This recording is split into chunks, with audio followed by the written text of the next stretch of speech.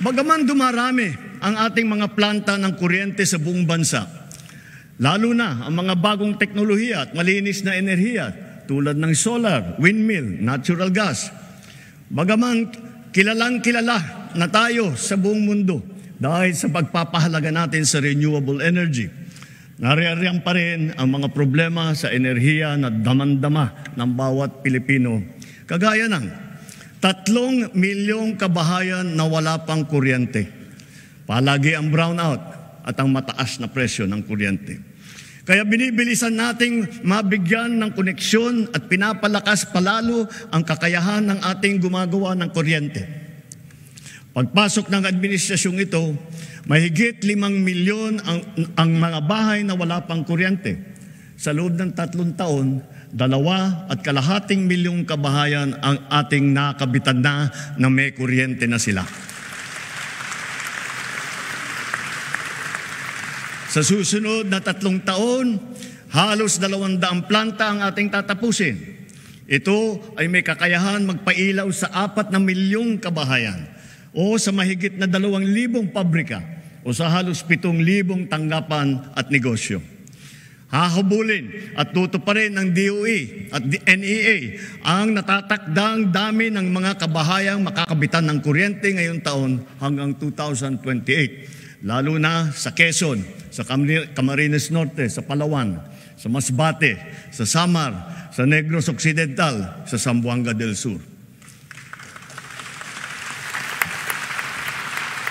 At sa pagtatapos ng 2028, dagdag na mahigit 1 milyong kabahayan pa ang magkakaroon na rin ng kuryente sa pamamagitan ng solar power home system.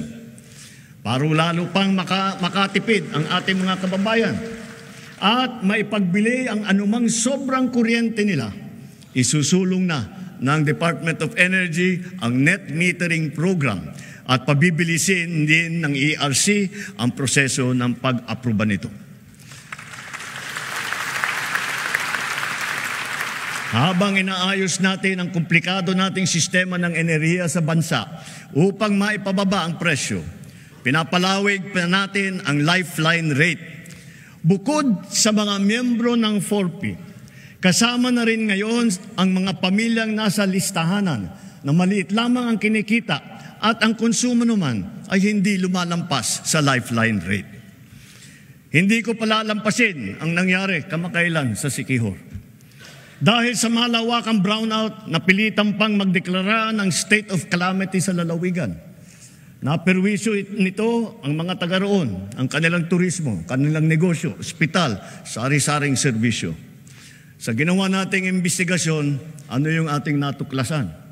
Mga expired na permit, mga sirang generator na halatang napabayaan, kaya sunod-sunod na bumibigay, mabagal na aksyon at kawalan ng maayos na sistema ng pagbili ng krudo at ng mga pyesa.